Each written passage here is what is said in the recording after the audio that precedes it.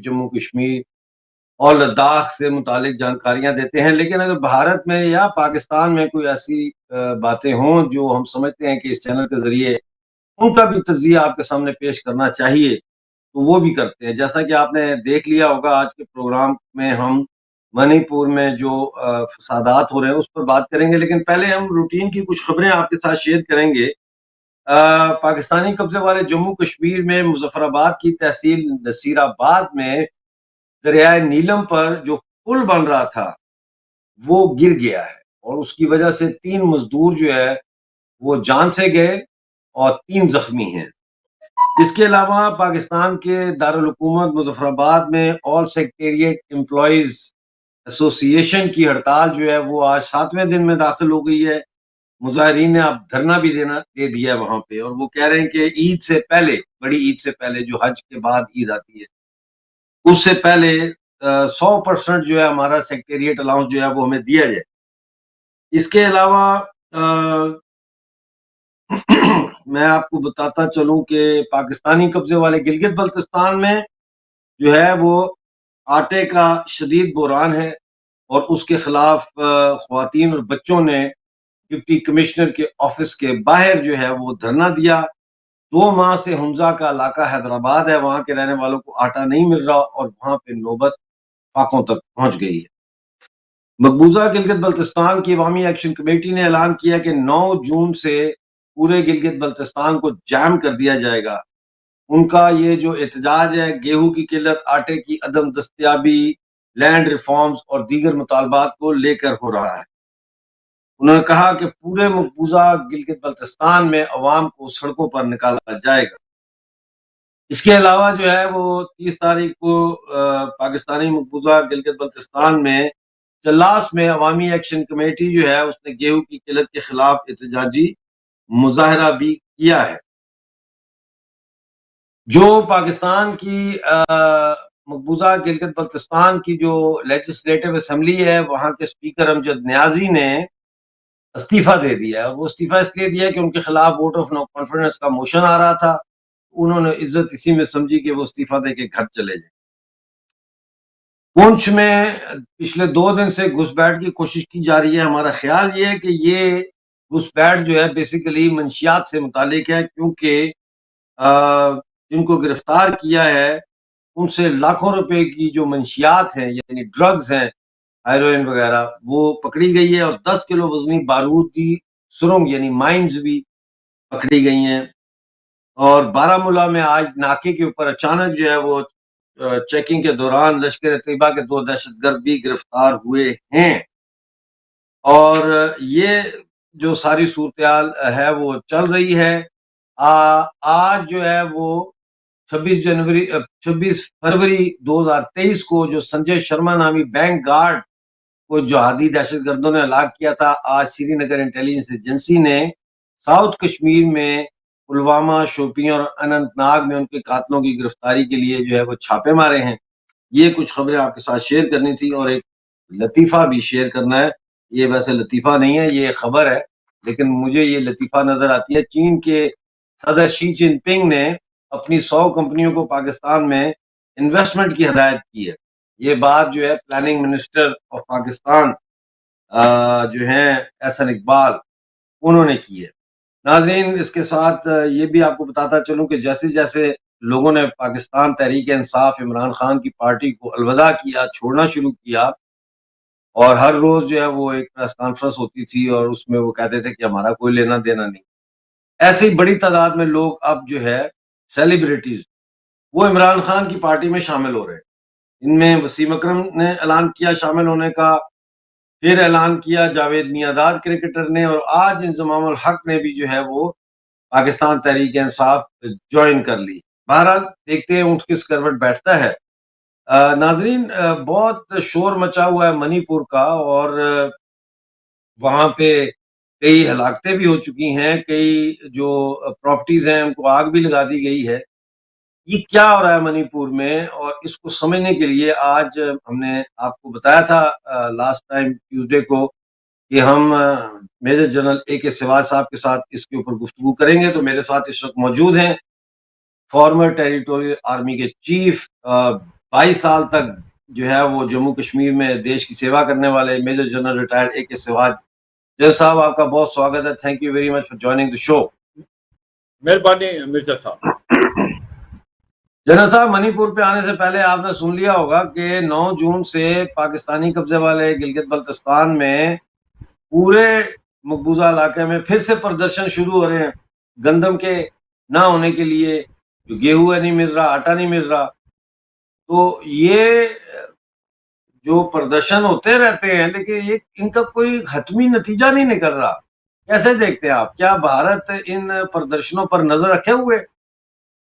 हाँ बिल्कुल, देखो ये सच्चाई है कि हालात पाकिस्तान के पूरे ही खराब है। और अभी आपने बहुत ठीक बोला कि वहां पर आटा, दाल, चावल के हर एक की कीमत जो आसमान छू रहे हैं।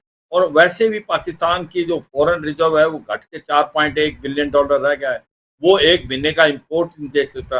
इन्फ्लेशन अभी आज मैं देख रहा था वो 42.8% है पाकिस्तान के अंदर। और जो रुपी गिरता जा रहा है, 78% गिर गया इस साल में। $1 के मुकाबले में ₹300 के करीब है। उसके बाद जो इनका टेक्सटाइल इंडस्ट्री थी, जो एक मेन सोर्स ऑफ एक्सपोर्ट थी, वो बिल्कुल ठप हो गई है। इन्वेस्टमेंट कोई आ नहीं रहे। जो इंपोर्ट है वो बढ़ते जा रहे हैं। और उसमें लग्जरी कार अभी भी पाकिस्तान में आती जा रही है। तो ये सच्चाई है, पाकिस्तान की जो इकोनॉमिक कंडीशन है वो बहुत खराब है। फाइनेंशियल कंडीशन बड़ी खराब है। लोगों को आटा, दाल, चावल नहीं मिल रहा। लोग सड़क पे आ रहे हैं। स्पेशली खैबर पख्तूनख्वा, बलूचिस्तान और गिलगित बाल्टिस्तान में इसकी बहुत ज्यादा बड़ी तकलीफ है। और ये सच्चाई है कि आज की तारीख के अंदर गिलगित बाल्टिस्तान और POJ में लोगों को पे भी नहीं मिली और पेंशन भी नहीं मिली। तो ये वाकई ऐसी हालात हैं। ऊपर से पॉलिटिकल इंस्टेबिलिटी है पाकिस्तान में। जिस प्रकार से हालात होते जा रहे हैं, इमरान खान की पार्टी वर्सेज PPP और PMLN के बीच में तहरीक तालिबान पाकिस्तान बोल्ड हो रहा है। उधर से Balochistan liberation army freedom struggle बहुत जोरों से कर दी है। तो ऐसा लगता है कि अगर आप पूरी चीज देखें पाकिस्तान की, ये टूटने के कगार पे है। पाकिस्तान की जो आर्मी है उसका जिस प्रकार से 9 मई के ऊपर हमला हुआ, वो भी एक प्रकार से हिली हुई है। कहीं ना कहीं ऐसा लगता है पाकिस्तान आर्मी के अंदर भी कुछ ना कुछ दरारें पड़ी हैं। वो अब थोड़ी सी मुझे लगता है कम हुई है, क्योंकि 9 मई के बाद। मगर ये एक बड़ी अचंभे की चीज है, जो वेटरन्स थे पाकिस्तान के, जो रिटायर्ड ऑफिसर थे, उनकी जो सोसाइटी ग्रुप न है, वो कहीं ना कहीं इमरान खान की तरफ झुकते हुए नजर आए। वो प्रेस कॉन्फ्रेंस कर रहे थे, वो बता रहे थे कि इमरान खान जो है वो नहीं चाहते कि अमेरिका प्रेशराइज करे। वो बार बार ये बता रहे थे कि विडंबना क्या है पाकिस्तान की फॉरेन पॉलिसी इंडिपेंडेंट नहीं रही। इसके अंदर दखल अंदाजी हुई है अमेरिका की। और अब वो दखल अंदाजी नहीं चाहते, तो अमेरिका भी प्रेशर डाल रहा है। तो ये सच्चाई है कि कुछ भी कहो, आज हालात पाकिस्तान के बहुत खराब हैं। और इसमें वहां पर सिविल वार जैसी सिचुएशन पैदा हो गई है। और मुझे लगता है कि ऐसे चलता रहा तो पाकिस्तान के 4 टुकड़े हो जाएंगे। खैबर पख्तूनख्वा अलग, बलूचिस्तान अलग, सिंध अलग, पंजाब अलग, और गिलगित बाल्टिस्तान और POJ मेरे को लगता है भारत के अंदर मिलेंगे। मिर्जा साहब। जी बिल्कुल, आपने सही फरमाया। बहुत अच्छा तज्जिया किया आपने। चलते हैं मणिपुर की तरफ। क्या हो रहा है वहां पे? क्या मसला क्या है?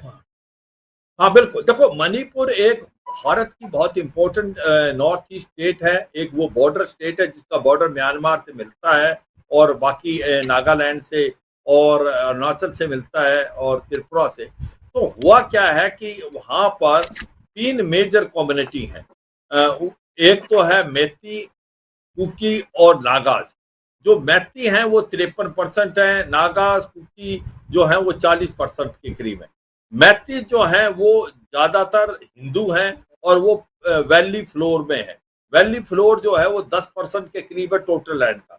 और जो कुकी और नागाज हैं वो पहाड़ी इलाकों पे। तो अभी तक जो कुकी और नागा हैं, वो मुझे लगता है कि थोड़े से कमजोर भी थे, तो उनको OBC स्टेटस मिला हुआ था। मगर जो मैतीज हैं, जो कि हिंदूज हैं, OBC वो, स्टेटस क्या है? हाँ वो बताता हूँ। ये जो मैती थे, जो कि प्लेन इलाके में थे, वो था तो 10%, मगर पावर उनके पास ही थी। क्योंकि 40 सीटें 80 में से असेंबली की भी मैती के पास थी, और वहां पर चीफ मिनिस्टर भी मैती ही बनता है, क्योंकि मैती की पॉपुलेशन ज्यादा है। मैती हिंदूज हैं और कुकी और नागाज मेनली क्रिश्चियन है। अब हुआ क्या है कि जिस प्रकार से ओबीसी, मतलब कि आपको कुछ एसटी ओबीसी का जो एसटी स्टेटस था कुकी और नागाज का, वो मतलब कि उनको जॉब्स के अंदर कुछ कंसेशन मिलता है, आउट ऑफ टर्न जॉब मिलती है उनको, उनके लिए सीट भी ईयर मार्क होती है, रिजर्वेशन होती है। तो हुआ क्या कि जो हाई कोर्ट के अंदर कुछ एक लोगों ने अपील डाली कि मैती जो 53% हैं उनको बड़ा नुकसान है, वो 10% की ही लैंड में है, ना तो वो जमीन खरीद सकते पहाड़ी इलाकों में, दूसरा उनको जॉब आने में बड़ी तकलीफ होती है। तो जो हाई कोर्ट था मणिपुर का, उसने ये हुक्म पास किया, जजमेंट पास की स्टेट गवर्नमेंट को कि आप सेंट्रल गवर्नमेंट के पास केस टेकअप करें और मैथ्यूज को जो एसटी का स्टेटस दिलाएं, शेड्यूल ट्राइब का स्टेटस दिलाएं, और इसके अगर उसको इस प्रकार से हो जाता है मैथ्यूज को शेड्यूल ट्राइब का स्टेटस, तो कुकी और नागा समझते हैं कि जो अभी उनको रिजर्वेशन मिली हुई थी, जो उनको अभी जॉब मिलती थी, वो जॉब भी उनको नहीं मिलेगी, क्योंकि मैथीज की पॉपुलेशन ज्यादा है, वो ले लेगी, और मैथी जो है ज्यादा पढ़े लिखे हैं। तो वो एक मेन रीजन था जो डिस्ट्रेस का। ये एक कहा था रिकमेंडेशन की है, आगे क्या होगा उसकी अलग बात थी। दूसरा एक ट्रिगर पॉइंट था कि जो कि रिजर्व फॉरेस्ट था, उसके अंदर जो कुकी के गांव बसे हुए थे या कुकी कुछ बसे हुए थे, उनको भी रिजर्व फॉरेस्ट से निकाल दिया गया। तो ऐसे में इन दोनों कम्युनिटीज के बीच में थोड़ा सा डिस्ट्रेस्ट आया, और चूरा चांदपुर में 3 मई को जो कुकी का संगठन है उन्होंने इसके अगेंस्ट प्रोटेस्ट किया, और वो प्रोटेस्ट के अंदर झगड़ा होगा तो कम्युनिटीज में, और सिचुएशन आउट ऑफ टर्न होगी, दोनों तरफ से एक प्रकार से लड़ाई स्टार्ट होगी, और ये जो वायलेंस था ये फैलता चला गया, ये वैली फ्लोर में भी, प्लस जो कि स्पेशली उन इलाकों में जहां पॉपुलेशन दोनों थी, कुकी भी थे मैती भी थे, जो फुट हिल्स में, और ऐसे में 70 के करीब लोग मारे गए, और काफी नुकसान हो गया प्रॉपर्टी को। तो इस प्रकार से जब ये हुआ तो अभी आर्मी को बुलाया गया, सिचुएशन को अंडर कंट्रोल किया गया, और उसके बाद अभी जो है होम मिनिस्टर भी वहां गए और उन्होंने भी देखा कि सिचुएशन क्या है। देखो ये सच्चाई है कि कुकी मैथीज और नागाज के बीच में ज्यादा मिसअंडरस्टैंडिंग से ये कार्रवाई हुई है। ये क्या होगा शेड्यूल ट्राइब मिलने से, कैसे गवर्नमेंट करती, वो तो सिचुएशन अभी आई नहीं थी, मगर कहीं ना कहीं एक मिसट्रस्ट पैदा कर दिया, अफवाहें फैला दी, और उसके कारण दोनों कम्युनिटीज के बीच में वायलेंस हुआ, वायलेंस आउट ऑफ कंट्रोल होगा, और इसका इस्तेमाल ऐसा भी लगता है कुछ एक जो मिलिटेंट ग्रुप्स हैं जो कि लाइट डोरमेंट थे, जो सू जिनके साथ अभी एक प्रकार सीज फायर हो रखी थी, उन्होंने भी इसका इस्तेमाल किया, क्योंकि ये बॉर्डर स्टेट है, यहाँ पर जो चीन की तरफ से भी ड्रग्स भी बहुत आती हैं और वेपन भी आते हैं। तो ये सिचुएशन थोड़ी सी आउट ऑफ कंट्रोल नजर आ रही थी, मगर इसको फौज बनाने के बाद सिचुएशन काफी हद तक इसको कंट्रोल में लाया गया था। अभी होम मिनिस्टर 3 दिन की विजिट करके आए हैं वहां, तो वहां पर जो अब उन्होंने पूरे सिचुएशन को एक प्रकार से कंट्रोल में लिया है, कुछ एक उन्होंने हिदायतें दी हैं, कुछ एक उन्होंने जो डायरेक्शन पास की है। एक तो उन्होंने कहा है कि जो गवर्नर है उसके अंडर कंट्रोल एक पीसफुल कमेटी बनेगी, दूसरा कि एक यूनिफाइड कमांड बनेगा जो कि पूरे ऑपरेशन का ध्यान देगा, तीसरा उन्होंने बोला कि जो ये वायलेंस हुआ है इसके मुख्य कारण क्या है, क्यों स्टार्ट हुआ, इसकी हाई कोर्ट के जो जज है वो इसकी इंक्वायरी करेंगे। चौथा कि वहां पर जो दूसरा सिचुएशन पास की कि जो डीजीपी है वहां का उसको भी बदल दिया गया है, क्योंकि उसमें शक था कि कहीं लोगों के ये बात आई थी कि वो पार्टीजन है, किसी एक पर्टिकुलर कम्युनिटी की तरफ झुकाव था, उसको भी बदला गया। पूरा रीवैम्प किया गया एडमिनिस्ट्रेशन का, और एक हिदायतें दी गई हैं। जो हथियार भी कुछ आर्मरी से लूट लिए गए थे, वो भी वापस आने चाहिए विद इन 48 आवर। और जो लोग मारे गए थे उनकी घरों को 10 लाख रुपए, और बाकी वहां पर लॉ एंड ऑर्डर की सिचुएशन ठीक करने के लिए बहुत ज्यादा ट्रुप्स डिप्लॉय कर दिए हैं। इसके साथ साथ काफी हद तक जो सामान है वो बाहर से आएगा, वहां पर खाने पीने की कोई दिक्कत नहीं होगी, ट्रेन से सामान आएगा और हेलीकॉप्टर से वो मूव कर सकेंगे एक जगह से दूसरी जगह। वैली फ्लोर में जब उनको बाहर जाना है, उसके बाद गैस का, ऑयल की कोई दिक्कत नहीं होगी, और जो पेट्रोल पंप है 24/7 चलेंगे। एक शांति का माहौल पैदा करने की कोशिश कर रहे हैं, और इसके अंदर जाएंगे कि क्या वजह थी कि ये जो है वायलेंस हुआ, और इसको आगे ना हो, इसको कंट्रोल किया जाए।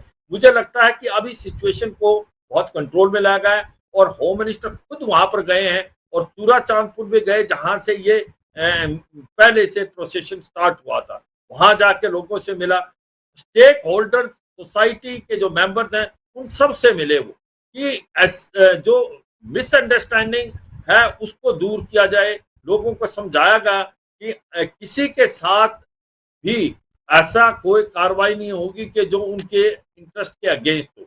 हर कार्रवाई सोच समझ के की जाएगी। तो ये मुझे लगता है कि अब सिचुएशन काफी अंडर कंट्रोल है, और वहां पर जो भी कमी पेशी है उसको ऑयल का, गैस का, वेजिटेबल का, फ्रूट्स का, और बाकी जो ग्रेन्स हैं उनको जल्दी से जल्दी लाया जा रहा है।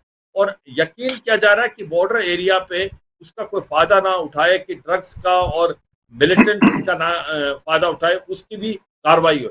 और जो हथियार हैं वो बड़े सख्त हुक्म दिए हैं, विद इन 48 आवर जो हथियार वापस आने चाहिए, उसके बाद फिर ऑपरेशन स्टार्ट हो जाएंगे।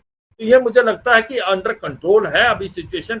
मगर हाँ, ये मैं मानूंगा कि वाकई ये एकदम आग की तरह फैला वायलेंस, और ये ज्यादातर मिसट्रस्ट और डिस्ट्रस्ट के कारण हुआ। इससे लेसन यही सीखना है कि आपको इमीडिएटली कंट्रोल करना चाहिए जब ऐसी अफवाहें आती हैं सिचुएशन को। अगर इस सिचुएशन को शुरू में ही प्रोफेशनली कंट्रोल किया जाता तो फिर वो ऐसी सिचुएशन नहीं आती जैसी अब आई है। मगर देर आए दुरुस्त आए, अभी सिचुएशन को कंट्रोल में लाया गया है।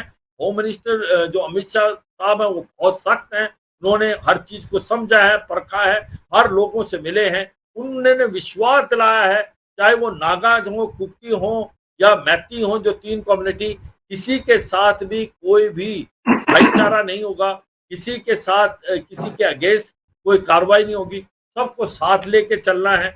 मुझे लगता है कि जिस प्रकार से उन्होंने ये इंस्ट्रक्शन पास की हैं, और वहां पर जो आर्म फोर्सेज लगी, मगर एक चीज बड़ी क्लियर हमारे सीडीएस ने भी और चीफ ऑफ आर्मी स्टाफ ने, कि ये जो हुआ है मणिपुर में, ये जो है इंसर्जेंसी की प्रॉब्लम नहीं है, ये लॉ एंड ऑर्डर की प्रॉब्लम है, ये मिलिटेंट्स की प्रॉब्लम नहीं है। नहीं, लेकिन और ये इसलिए जो महती हैं, ये महती क्रिश्चियन है, ये पाकिस्तान तो ये प्रोपेगेंडा कर रहा है कि ये कम्युनल राइट्स है, यानी हिंदुओं और क्रिश्चियनों के दरमियान जो है ये कम्युनल राइट है। एक बात। बिल्कुल। दूसरी बात ये कि इसके अंदर नेक्सलाइट्स का कितना अमल दखल है इन राइट्स में? हाँ देखो, पहले तो कौन सी कम्युनिटी, क्या है, मैती जो है ज्यादातर 80 से 85% हिंदू है, और जो कुकी और नागा वो क्रिश्चियन।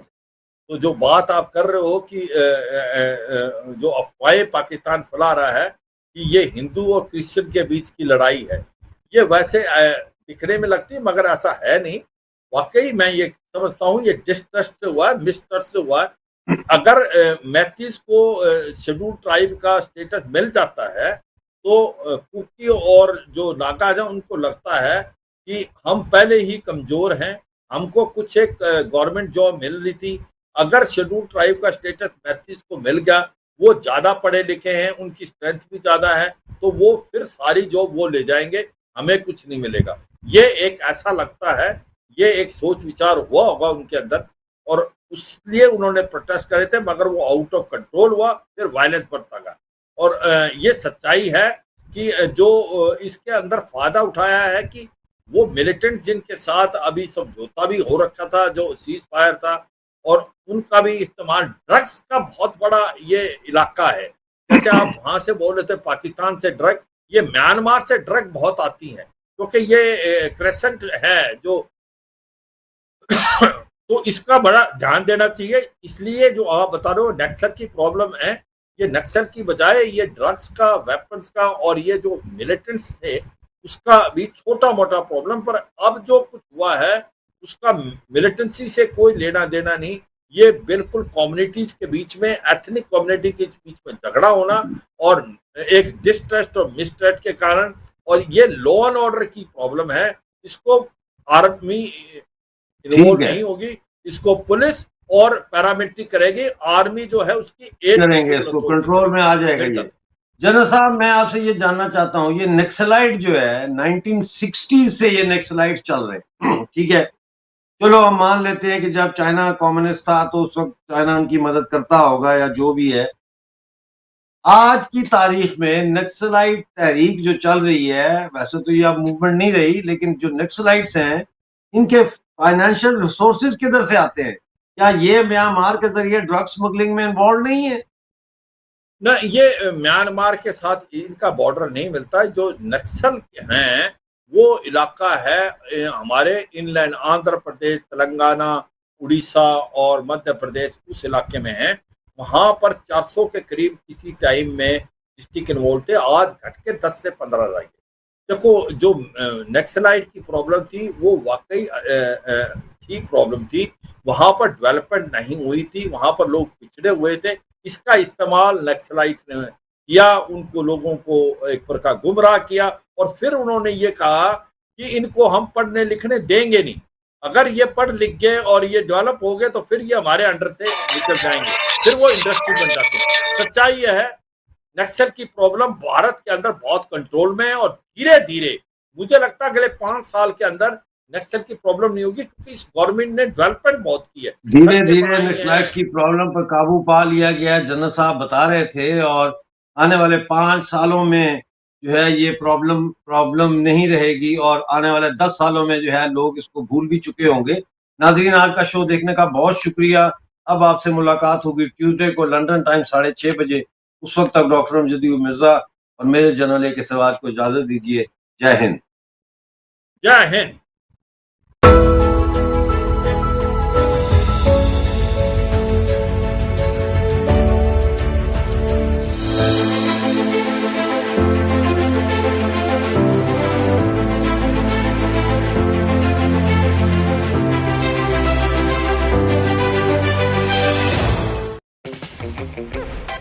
The Vodafone